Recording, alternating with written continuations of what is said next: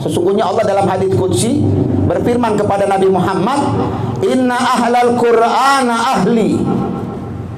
Ya Rasulullah, orang-orang penghafal Quran itu keluarga aku, kata Allah. Man akramahum akramtum. Siapa memuliakan mereka, aku akan muliakan. Siapa yang menghinakan mereka, akan aku hinakan.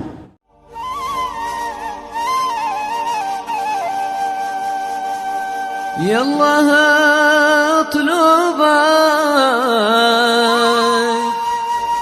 يا خير والي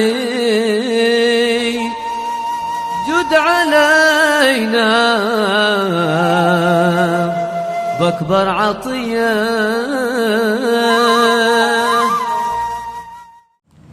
Bismillahirrahmanirrahim. Assalamualaikum warahmatullahi wabarakatuh. Waalaikumsalam. Alhamdulillahi rabbil alamin wa bihi nasta'in ala umuri dunya waddin. Wassalatu wassalamu ala asyrafil anbiya wal mursalin sayyidina wa habibina wa qurrata a'yunina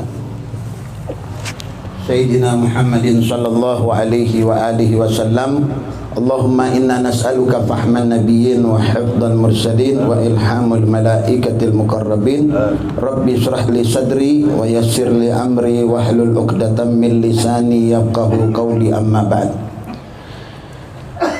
Hadirin jamaah yang dimuliakan oleh Allah Subhanahu wa taala, majelis taklim fa aina tadhhabun? Mau kemana kita pergi kalau bukan ke akhiratnya Allah Subhanahu wa taala? Makanya luar biasa nama majelis taklim ini, ya. Mungkin Ustaz Said dapat ilham, akhirnya memberikan nama majelis taklim ini fa aina tadhhabun.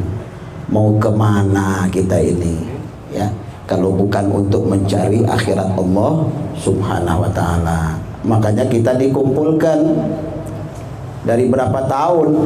Kalau saya mah baru berapa tahun aja ngikut di majelis Ustaz Said, tapi Ustaz Said sudah ya berpuluh tahun, 20 tahun lamanya, Masya Allah. Dari sedikit ya jadi seperti ini.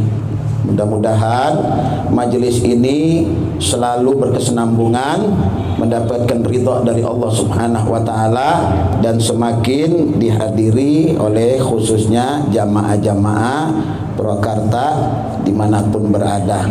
Alhamdulillah, pada malam ini kita masuk kepada meneruskan atau melanjutkan pembahasan kita tentang fikih, yaitu arkanus shalah dan babun niyah, ya. Di dalam sebuah hadis Nabi besar Muhammad sallallahu alaihi wasallam, wa man yuridillahu bihi khairan yufaqihu fiddin. Rasulullah sallallahu alaihi wasallam mengatakan, seseorang itu yang diberikan kebaikan, ya, kenikmatan, bahkan Allah Subhanahu wa taala, orang itu yang diberikan kebaikan, mendapat ridha Allah Subhanahu wa taala, mendapat petunjuk dari Allah Subhanahu wa taala, Allah menginginkan kebaikan atas orang itu, maka Allah menjadikan dia memahami agamanya. Yufaqihu fiddin. Jadi dia faqih di dalam urusan agamanya. Berarti Allah menginginkan kebaikan kepada orang sosok ini. Makanya hati-hati, jangan kita beribadah tanpa landasan ilmu. Hendaklah kita beribadah atas ilmu, pengetahuan yang kita pahami, yaitu ilmu syariat.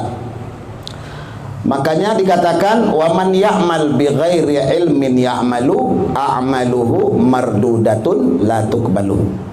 Sahibuz Zubat Al-Imam Ibn Ruslan rahimahullah, beliau mengatakan di dalam kitab Zubatnya, wa man bi ghairi ilmin ya'malu, seseorang yang mengamalkan sesuatu tidak berlandaskan ilmu, beramal terhadap agamanya tapi nggak ada pondasi ilmu. Orang yang seperti ini, kata Ibnu Ruslan, a'maluhu mardudatun la tuqbalu. Amal, perilaku, perbuatannya itu ya mardudah. Apa tuh mardudah? Matrudah. Ya, ditolak oleh Allah Subhanahu wa taala, la tuqbalu, enggak diterima. Ini menunjukkan apa? Menunjukkan betapa pentingnya ilmu agama. Makanya beruntunglah mereka-mereka yang mengirimkan anaknya ke madrasah atau ke ma'had ya, atau ke pondok-pondok pesantren untuk litalabul ilmi. Makanya ada hadis Nabi besar Muhammad sallallahu alaihi wasallam yang mana hadis ini menyatakan fi akhir zaman, nanti di akhir zaman banyak orang berbondong-bondong berebutan memasukkan anaknya ke tempat-tempat thalabul ilmi. Nanti antum akan saksikan sendiri sabda Nabi besar Muhammad sallallahu alaihi wasallam. Sekarang saja pondok-pondok pesantren sudah mulai penuh. Ya, sudah mulai penuh. Makanya apa yang disabdakan Nabi itu luar biasa. Nabi itu semua wahyu dari Allah Subhanahu wa taala, tidak berlandaskan pikiran sendiri atau hawa nafsunya. Nanti di akhir zaman orang akan merasakan betapa pentingnya ilmu agama. Kita mesti kirim anak kita ke pondok pesantren supaya mereka terdidik, tergembleng. Manfaat kita mengirim anak-anak ke pesantren luar biasa. Antum nggak perlu repot-repot lagi mentarbiah mereka di rumah. Karena kita mas'ul, dipertanyakan oleh Allah Subhanahu wa taala, "Qu anfusakum wa ahlikum naro." Kenapa orang-orang sekarang berebutan mengirimkan anaknya ke pondok pesantren litahfidzul Quran, untuk menghafal Al-Quran? Karena mereka orang-orang tua itu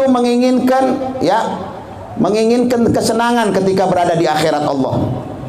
Antum bisa bayangkan kalau seorang anak saja bisa menghafal Al-Quran, luar biasa mangkobah atau kedudukan atau derajat orang tua yang diberikan oleh Allah Subhanahu wa taala pada hari kiamat nanti.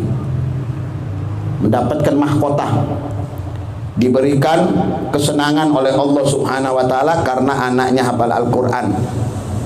Dulu saya pernah menceritakan kepada antum tentang riwayat di dalam sebuah kitab, dikatakan ada satu orang anak dikirim oleh ibunya bukan ke pesantren untuk belajar Al-Quran, tahsin atau ilmu tajwid.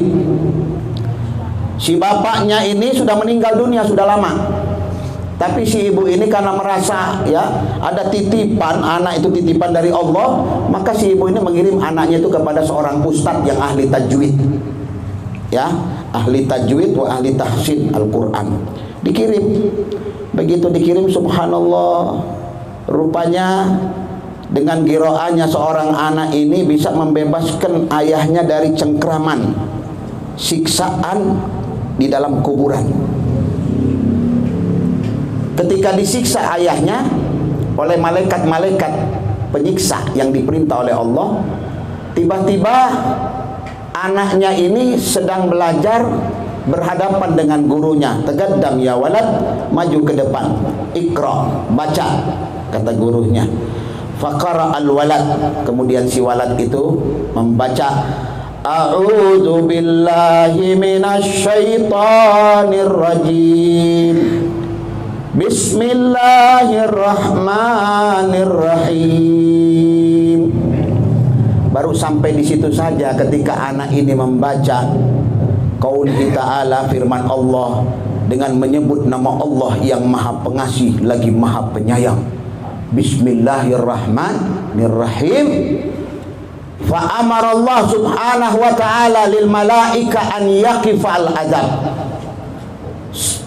Seketika itu juga Allah perintahkan kepada malaikat pengazab yang sedang menyiksa orang tua anak tersebut, fa amarahu an yaqifa, berhenti, qif, la tu'adzibuh, kata Allah, jangan azab orang tuanya.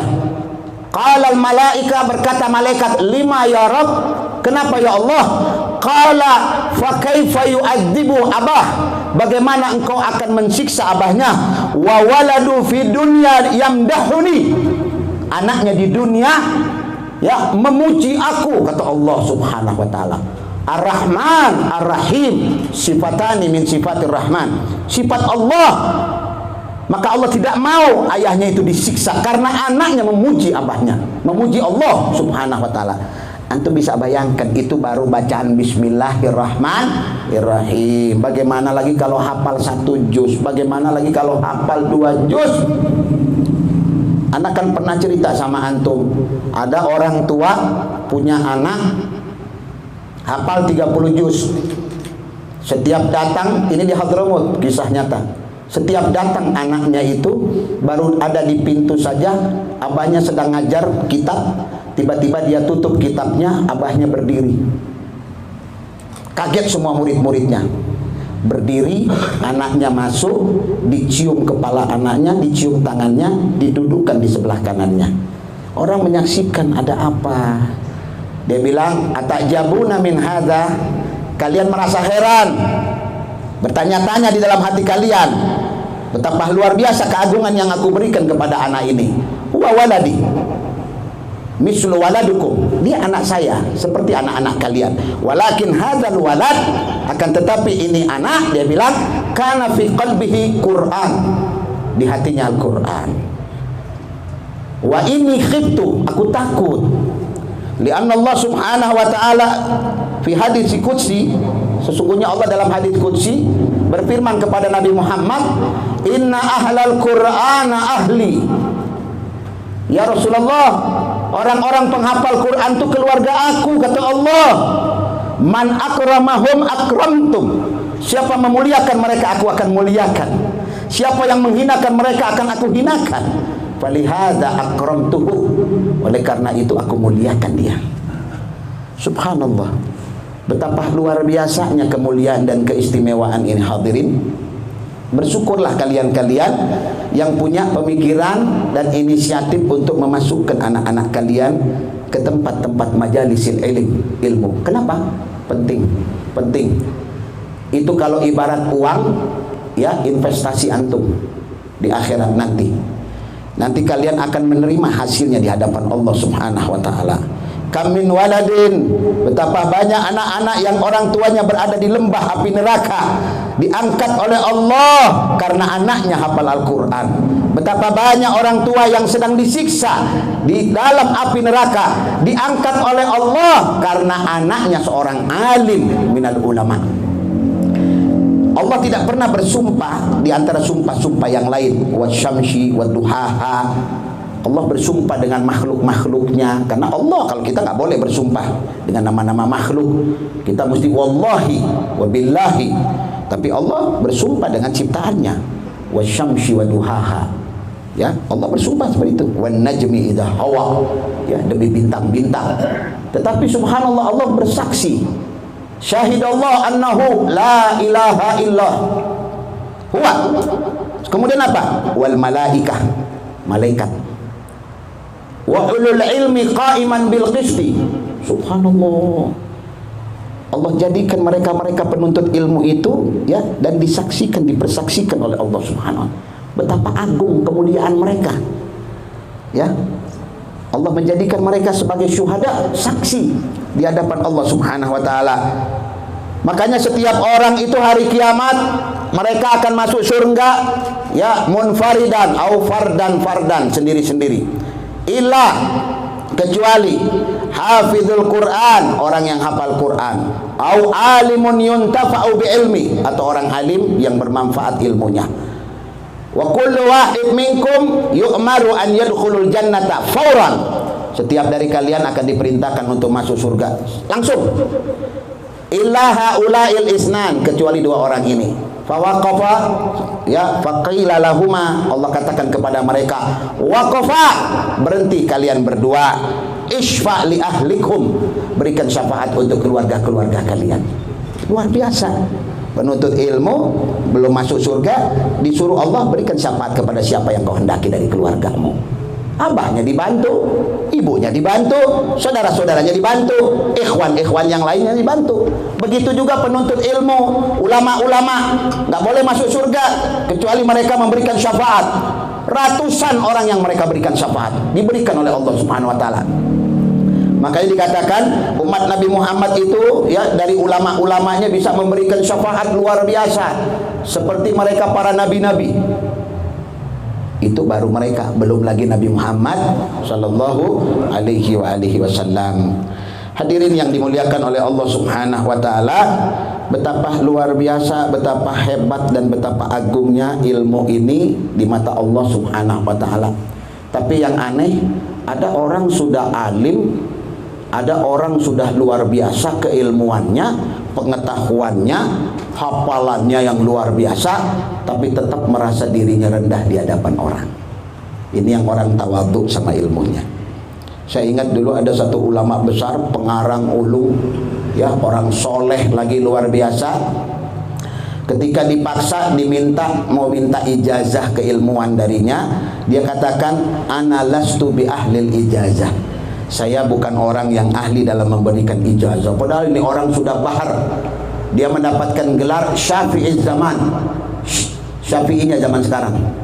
Tapi tawaduknya sama ilmunya luar biasa. Makanya orang tuh semakin berilmu kayak padi. Tahu padi kalau udah menguning itu terus merunduk, ya.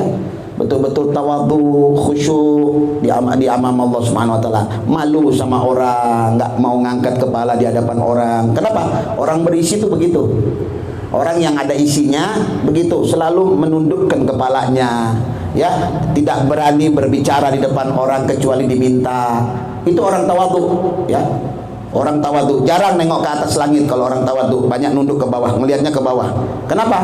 Merasa dirinya paling rendah di muka bumi Allah. Nggak pantas kalau dia nengok ke atas. Makanya itulah dikatakan jalannya orang-orang soleh. Ini orang alim ketika dipaksa dia katakan apa? Inni lastu min ahlil ijazah. Kep, wa ente orang alim, karangan ente ratusan, dipakai di Al-Azhar kitab ente, anu segala macam pujian. Apa dia katakan? Qala ya akhi, ana na'lun min ni'alil ulama. Aku ini sendal dari sendalnya ulama.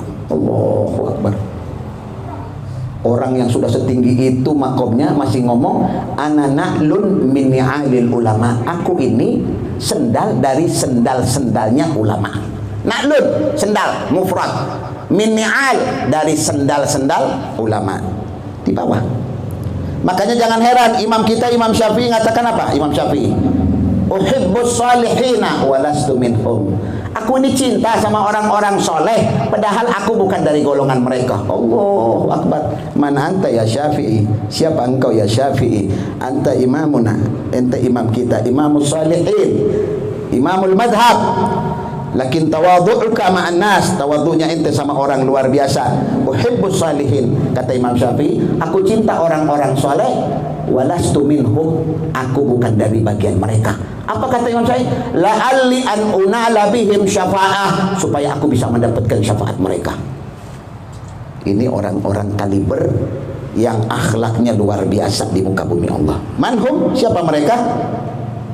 Min ahsani ummah Sayyidina Muhammad. Orang-orang yang baik dari umat Nabi besar Muhammad sallallahu alaihi wasallam. Jamaah yang dimuliakan oleh Allah Subhanahu wa taala, ada beberapa hal-hal yang penting di dalam fikih yang mesti kita memahami dan kita mengerti. Di antaranya ada rukun-rukun sholat yang perlu kita perhatikan. Kenapa? Karena apabila satu dari rukun ini terpenggal, ya, atau terbengkalai, maka batal sholat kita. Rukunnya banyak, ada 17, tetapi dibagi lagi oleh ulama menjadi 4 dan menjadi 3 bagian. Yang pertama di sini dikatakan lis-sholati arkanun la tatahaqqu illa biha. Salat itu mempunyai rukun-rukun yang mana, ya, tidak akan saling menopang satu sama lain kecuali dengan rukun-rukun itu. Wala tasihhu bitarki syai'in minha, tidak akan sah salatmu apabila meninggalkan satu dari rukun-rukun itu. Wa hiya sab'ata asyara ruknan, dia itu ada 17 rukun. Wa tanqasimu ila arba'ati aqsam, dari 17 itu dibagi menjadi 4 bagian. Yang pertama ruknun qalbi. Apa itu rukun qalbi? Rukun qalbi adalah rukun hati. rukun yang berurusan dengan hati. Jadi tempatnya di sini. Tempatnya yang di luar masuk ke dalam, masih kosong tempat. Masuk. Di kamar ada yang kosong, masuk anak-anak masuk. Gak apa-apa bersesak-sesakan di majelis ilmu itu ya, karena malaikat turun. Tazahamat, malaikat itu tajaham. Tahu tajaham? Bersesak-sesakan di majalisil ilm. Ya, fanazilur rahmah, turun rahmatnya Allah Subhanahu wa taala. Jadi nggak apa-apa kalau di majelis berdesak-desakan tuh lebih bagus. Kemudian dari 17 dibagi menjadi 4, yaitu rukun qalbi, rukun hati. Rukun hati ini tempatnya di hati, yaitu apa? Rukun qalbi cuma ada satu, yaitu an-niyah. Niyah itu mahalluha fil qalb, tempatnya di hati. Wa talaffuz biha sunnah, mengucapkan sunnah ya. Makanya kalau niat itu dibaca, dianukeun. Kemudian an yuhaddir ya, an-niyah inda takbiratul ihram. Jadi antum sudah niat, kemudian Allah ya, itu dihadirkan. Apa dihadirkan? Ya, dihadirkan tuh. Itu niat itu ya, dibayangkan oleh antum, ana niat sholat. Makanya kalau sholat fardu itu cukup, kalau yang ringkas itu cukup aja ngomong usolli fardal maghrib. Hatta ente nggak nyebutkan salah rakaat, sah sholat. Ini hebatnya ya fikih dalam syariat Nabi Muhammad SAW. Karena terbagi yang seperti itu ya, terbagi orang bilang al-qasad ya, kemudian at-ta'yin, kemudian lagi apa, kemudian habis at-ta'yin, kemudian al-fardhiyah ya, ada 3 bagiannya. Jadi kalau di dalam sholat fardu itu cukup ngomong aja usolli fardal maghrib ya, nggak nyebutin salah rakaat, sah sholat antum. Makanya seorang makmum itu niat makmumnya itu wajib. Kita sholat di Masjid Ar-Raudhah makmuman, makmum kita seorang makmum ini wajib mesti muqtadian, iktidah. Itu wajib mesti meniatkan saya makmuman. Lamun antum tidak niat makmuman, batalat sholatan. Batal sholat orang ya. Penting ini, penting ya. Makanya orang bilang gak usah kita ngomong-ngomong yang lain, sholat weh ya, sholat yang paling penting. Makanya saya katakan minggu-minggu yang kemarin saya katakan apa? Miftahus sholah al-wudu. Kuncinya sholat itu wudu. Kalau wudunya benar, sholatnya benar. Kalau wudunya nggak benar, sholat nggak benar. Antum mau ke rumah, pintu dikunci, antum nggak bakal bisa buka itu pintu kecuali pakai kunci. Kuncinya apa? Wudu. Dengan wudu terbuka pintu itu, dibuka pintu sholat. Begitu judulnya ya. Makanya dikatakan sholat itu dari mulai takbir ya, diharamkan sama Allah. Haramkan apa? Haramkan ngomong, nggak boleh bicara ya. Sampai kapan tuh? Sampai taslim, sampai assalamualaikum. Kalimat assalamualaikum itu wajib nggak? Assalamualaikum wajib nggak? Assalamualaikum. Terus kemudian menengok tuh wajib nggak? Menengok tuh sunnah. Hatta ada orang assalamualaikum tetap aja ke depan, sah sholatnya. Makanya dikatakan tuh assalamualaikum warahmatullah ya, ke kanan ya, ke kanan assalamualaikum warahmatullah. Nanti yang ke kirinya itu sunnah. Jadi hatta itu cuma 1 kali nengok, sah sholat kita. Ini pentingnya sholat. Makanya seorang makmum kalau dia niat makmuman, khalas selamat dia, diterima sholatnya. Tetapi kebalikannya, imam dia nggak niat imam, sah nggak sholatnya? Ada imam tapi nggak niat imam, sah nggak sholatnya? Sah nggak sholatnya? Sah, sah sholatnya. Hanya saja dia tidak mendapatkan fadilah jamaah.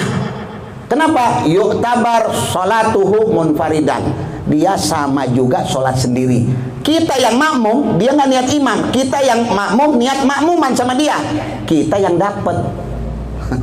Ini hebatnya fikih di dalam syariat Nabi besar Muhammad SAW. Makanya rukun yang pertama saja di dalam arkanus shalah ini yaitu rukun qalbi, niat ya. Makanya dikatakan wajib ya, ihdaruha bil qalb inda takbiratul ihram. Makanya di sini disebutkan ya, qala Rasulullah sallallahu alaihi wasallam, innamal a'malu binniyat wa innamal likulli imri'in ma nawa. Makanya antum perhatikan kalimat yang terakhir. Wa innamal likulli imri'in manawa. Apa maksudnya? Innamal a'malu binniyat. Sesungguhnya amal-amal orang itu bagaimana niatnya. Wa innamal likulli imri'in. Segala sesuatu, ya, sesuatu itu manawa, apa yang dia niatkan. Kalau kita melakukan sesuatu tanpa niat, tidak dapat apa-apa. Ya, balas, abas, kosong, nggak dapat apa-apa. Ya, makanya kita mesti paham, kita mengerti, ya, agar supaya tidak keluar kita dari konteks, ya, pembahasan kita pada malam ini. Makanya wajib untuk orang yang sholat untuk menghadirkan niatnya dalam hatinya ketika takbiratul ihram. Kalau dia nggak pakai, maka tidak sah. Apa dalilnya? Dalilnya sabda Nabi Muhammad, innamal a'malu binniyat wa innamal likulli imri'in ma nawa. Inda ada'i fardil isya. Ada orang sholat isya, niatnya kumaha? Usolli arba rakaatin fardul isya. Antum bisa bilang al-hadir lillahi ta'ala atau fardan lillahi ta'ala. Fa in kana ma'muman wajib alaih. Kalau dia makmum wajib dia menambahkan, ya, dalam niatnya itu apa? Muqtadian atau makmumah, wajib. Ya, orang bilang wajib alaih an yazida alal maqal muqtadian au jama'atan atau jamaah. Li'annahu intabi al-imam, kalau dia mengikuti imam bilah niyah iktidaan. Ada makmum ngikutin imam tapi tidak niat mengikuti imam. Sholli fardhu maghrib, ya, nggak bilang makmuman, nggak bilang iktidaan, ya, salah rakaat lillahi ta'ala, Allahu akbar, batal sholatnya. Ini nuktoh, ya, catatan buat antum-antum supaya kita nggak keliru, nggak salah di dalam beribadah. Hati-hati, ada orang kadang-kadang puluhan tahun ibadah tapi nggak diterima sama Allah. Makanya apa anak katakan sama antum? Wa man yuridillaha bihi khairan yufaqihu fiddin. Allah kalau menginginkan kebaikan kepada hambanya, Allah akan pinterkan dia dalam urusan agamanya. Akan dipinterkan dia dalam urusan agamanya. Kalau tidak diinginkan kebaikan, Allah akan jadikan dia tidak mengerti dalam agama. Hati-hati. Ini bukan kita mengecilkan, bukan. Jadi pentingnya ilmu.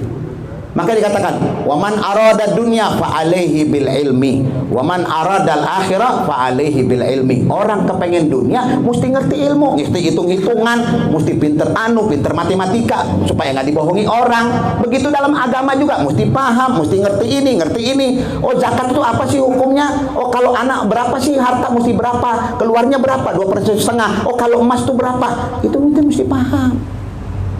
Arkanul hajj mesti paham, jangan pergi haji apa ya, oh, melanggar segala macam. Itu pentingnya ilmu. Untuk siapa? Untuk diri kita. Kalau dunia untuk muamalah sama orang, kita paham, kita mengerti, nggak ditipu sama orang. Makanya dikatakan man alima lughata qaumin, ya, amina min makrihim. Ini luar biasa, maqal Arabiyah. Ini maqal Arabiyah, ada maqal Arabiyah. Orang yang memahami bahasa satu daerah, mereka akan selamat dari gangguan mereka. Ayat jelma pergi, contoh ayat jelma pergi ke Australia. Sampai di Australia nggak bisa bahasa Australia. Atau katakanlah ayat jelma pergi ke Inggris, tapi bisa bahasa Inggris. Begitu dia masuk di hotel, rupanya ada orang bercakap-cakap mau bunuh dia malam. Wah, ente nggak paham bahasa Inggris. Ya malam lamun tidur nggak segitu loh emang kita dianukan. Ente terpaham, mati ente. Mati sia-sia. Tapi kalau ente paham, wah ini orang ngobrol berempat mau bunuh anak rupana, ente pindah hotel. Makanya apa kata maqal Arabiyah? Man alima lughata qaumin, ya, amina min makrihim. Orang yang memahami bahasa satu kaum, dia akan selamat dari gangguan mereka. Dan seterusnya, apa aja bahasa apa? Bahasa Sunda, bahasa Jawa, Madura, ya. Yo beun kan begitu Madura, bahasa Cina, ya kan? Lamun ente bisa jadi paham. Aya Cina masuk di Indonesia. Naon dia Cina nih, mau ngapain di Cina yo? Paham kita nah. Lamun teu paham, hayya enggak paham kita repot, ya kan? Kita cuma taunya hayya 'alas shalah, ya kan? Sedangkan orang Cina kebanyakan juga hayya juga ngomong anak Cina, ya kan? Pentingnya ya memahami logoh dan bahasa dalam satu kaum. Kemudian usolli fardhu dhuhri, ya, misal lagi ada lagi misal. Usolli wa idza arada an yusalli dhuhran masalan fayajibu alai an yaqul biqalbi, ya, cukup dia mengatakan dalam hatinya kalau mau salat zuhur, usolli fardhu dhuhri arba'a raka'atin lillahi ta'ala muqtadian atau ma'muman, ya, wajib ini hukum. Wa usolli fardhu dhuhri arba'a rakaat lillahi ta'ala kalau kita sholat sendiri munfaridan. Kalau munfaridan nggak perlu, ya sendiri aja. Ada nuktoh, ya, ada nuktoh yang perlu kita pahami. Ini juga mungkin banyak di antara kita belum paham, ya. Seperti kita sholat qobliyah, ya, qobliyatul zuhur. Bagaimana niatnya? Niat mau sholat sebelum sholat fardu zuhur, usolli rakaatai, ya, rakaatai sunnat zuhri al-qobliyah lillahi ta'ala. Sedikit lagi, wa yaqulu fil witir. Ini kita kan suka sholat witir. Sholat witir ini kan kita ini kan 3 rakaat, 2 dulu baru 1. Kumaha niatna? Kumaha niatnya? Dulu saya banyak orang nanya, "Sat, kumaha sih Sat cara niatnya Sat sholat witir? Apa kita langsung salah sarokaatin apa bagaimana?" Nah, ini caranya. Ya, silakan yang mau disimak, mau didengar, mau direkam silakan. Usolli salasa rakaatin. Ya, kalau mau sholat witir nih. Usolli salasa rakaatin sunnata witrin hadhihi laila lillahi ta'ala, ya, wa idza shallaha rakaatain. Jadi kalau dia sholat witirnya tadi langsung 3 rakaat, cukup dengan usolli salasa rakaatin sunnata witrin hadhihi laila lillahi ta'ala. Sekarang yang jadi masalah kalau dia bikin 2 dulu baru 1, kumaha niatnya? Ini mungkin banyak yang keliru di sini. Niatnya ketika kita sholat 2 rakaat, yang pertama niatnya seperti ini. Usalli raka'ataini min witrin. Min, ada minnya.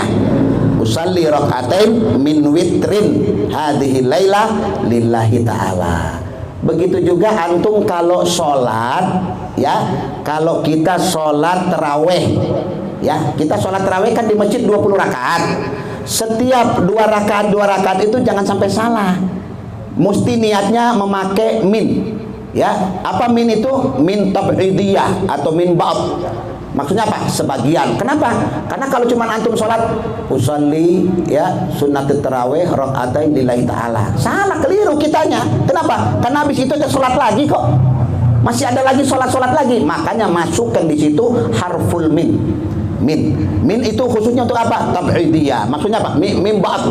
Ya, masih ada lagi sholat yang akan kita kerjakan setelah itu. Makanya usolli, ya, usolli rakaatain, ya, min sunnati tarawih lillahi ta'ala.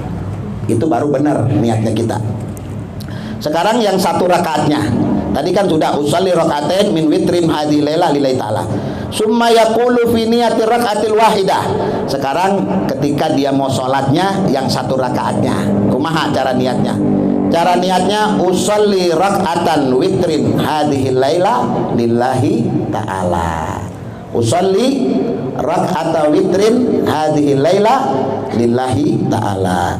Wa fi sholatil id, begitu juga sholat id, usolli rakaatain sunnata sholatal id lillahi ta'ala muqtadian atau ma'muman lillahi ta'ala. Makanya jamaah yang dimuliakan oleh Allah Subhanahu wa taala, ada beberapa hal-hal yang perlu diperhatikan, ya. Di antaranya apabila seorang imam idza lam yanwiyal imam al-imama sahhat salatuhu. Apabila seorang imam ketika dia sholat, ya, dia nggak niat imamah, ya, nggak niat imamah, kayak niat sholat sendiri aja. Sahhat salat, apa sahhat salatu, sah sholatnya, wa tabara munfaridan, ya, seperti yang saya katakan tadi, ya, dia dianggap sholat sendirian, wa hurima min sawabil jamaah, maka Allah haramkan dia pahala atau fadilah sholat jamaah, ya. Jadi dia cuma dapat 1, nggak dapat 27, ya. Kemudian wa tasihhu salatu man khalfah, orang yang di belakangnya dia jadi makmum, sah salatnya. Wa ya'khuduna ajr al jamaah, dia mendapatkan pahalanya orang berjamaah. Ada lagi permasalahan wala takfi niyya allati yakhruju biha min baiti ilal masjid. Ini niat ya, itu diucapkan ketika kita sudah mau sholat. Kita berada di tempat mau sholat. Jadi kalau ada orang niat dari rumahnya mau sholat, ana mau sholat maghrib di masjid apakah cukup niat di rumah? Terus di masjid niat? Ya tidak bisa, mayakfi. Karena tempatnya niat itu indah takbiratul ihram ya. Lain lagi kalau kita niat mau ke masjid, nawaitu ya khuruja minal bait ilal masjid lillahi ta'ala, itu dapat pahala ya, mendapatkan pahala. Fala budda lahu an yaqifa lahadzatan inda takbiratul ihram yastahdir fiha niyyah allati tahwil kalimat allati dzakarnaha qabla qalil. Jamaah sekalian yang dimuliakan oleh Allah Subhanahu wa taala, ada sedikit nuqtah ya yang perlu kita perhatikan. Apa itu nuqtah yang perlu kita perhatikan? Ini banyak orang yang keliru yang kita perhatikan. Ada orang tertinggal ya, masbuk, nggak ngikut takbiratul ihram sama imam. Ngejar nih dari rumah. Sampai kadang-kadang buka sendal apa, yang penting ulah ketinggalan. Dia dapat imam lagi ruku. Tiba-tiba begitu dia kejar, ini orang nggak pakai berdiri lagi, langsung ruku aja. Usolli fardhu maghrib salat. Sah nggak sholatnya? Batal sholatnya. Batal sholat. Kenapa saya katakan batal? Karena ketika niat itu dia mesti berdiri. Ingat itu. Ya, takbiratul ihram itu mesti qiyam, berdiri. Makanya dia itu mesti dapatkan diri. Bagaimana yang supaya dia bisa sah ngikutin itu, dapat rakaat? Ketika si imam itu sedang ruku, ente usollinya berdiri. Usolli fardhu maghrib salasa rakaatin ma'muman lillahi ta'ala. Allahu akbar. Baru ente ruku, bukan Allahu akbar langsung ruku. Itu yang salah. Anak perhatikan banyak ya seperti itu. Nggak apa-apa. Ya, kita kalau fikih kan orang bilang fikih ini banyak permasalahan-permasalahan, pembahasan. Makanya fikih itu orang bilang apa? Fikih pemahaman, al-fahmu, pemahaman. Nah, jadi kalau main kejar-kejar nggak dapat sholatnya dia, nggak dapat sholatnya ya. Wa alaihi an i'adati sholah, dia mesti mengulangi. Li'anna niyyah allati kharaja biha min baitil apa? Yang dia mesti bacakan itu ketika dia dalam keadaan qiyam ya, berdiri, baru dihitung sah sholatnya. Fanniyatul mu'tabar syar'an lis sholati ya hiya al muqtarina bi takbiratul ihram. Niat itu berbarengan dengan takbiratul ihram. Qala Imam Nawawi rahimahullahu taala fi Rawdah ya, di dalam kitabnya Ar-Rawdah, wa yajibu muqaranatuha li takbir. Wajib berbarengan dengan takbir. Allahu akbar. Itu niat tuh dipasang ketika kalimat Allah sampai akbar. Jadi dari alif sampai ro, akbar. Kalau ada imam belum selesai akbarnya, makmum duluan, sah nggak sholatnya? Nggak sah. Ini imam Allah, yang di belakang Allah akbar, nggak bisa. Ente sholat berarti apa? Mendahului imam. Innama ju'ilal imam liyutimma bih, dalam hadis. Sesungguhnya imam itu ya dijadikan imam untuk iktada, diikuti, untuk diikuti. Kalau kita nggak mengikuti dia, khalas ente hayut tabar sholat. Nggak dikatakan ente sholat. Wa qala Ibnul Manzur fi kitabil ijma', dalam kitab ijma', wa ajma'u alla anna shalah la tujzi'u illa binniyah. Sesungguhnya sholat itu tidak akan ya diterima kecuali dengan niat. Faman lam yastahdir niyyah wa yadhkuruha biqalbi inda takbiratul ihram la tasihhu shalatah. Barang siapa yang tidak mengucapkan niatnya ketika dia takbiratul ihram, maka tidak diterima sholatnya. Ada orang Allahu akbar, begitu sudah imam satu rakaat ya bangun lagi dia mikir, anak tadi niat ya, anak niat ya, batal, udah kelas, batal ya. Jadi hati-hati. Ini sebagian orang kadang-kadang Allah kan maha tahu, Allah tahu anak masuk ke masjid mau sholat maghrib, walaupun anak terniat sudah Allah terima niat, nggak bisa. Karena innamal a'malu binniyat. Jadi pegang itu hadisnya. Ada orang mandi janabah, masuk kamar mandi ya, syaratnya mandi janabah itu niat. Niat itu kapan? Ketika ente mau nyeborkan air ya, di situ awal niat. Apapun yang kena itu niat. Ada orang keluar dari kamar mandi terus pergi ke masjid, wah anak tadi ya mandi janabah tuh pakai niat, anak kalah ente nggak sah kan, mesti diulang mandi janabah ente. Berarti subuh ente nggak sah, kalau ente pakai lagi sampai duhur ente nggak sah, dan begitu seterusnya. Kenapa?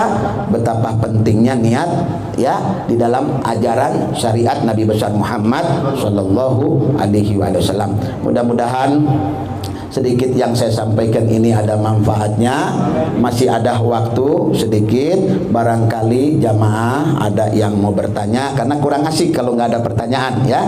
Jadi sebelum kita tutup, dipersilahkan barangkali ada yang mau bertanya ya, cukup ya 3 orang saja, jangan lebih, 3. Walaupun minkum. Assalamualaikum warahmatullahi wabarakatuh.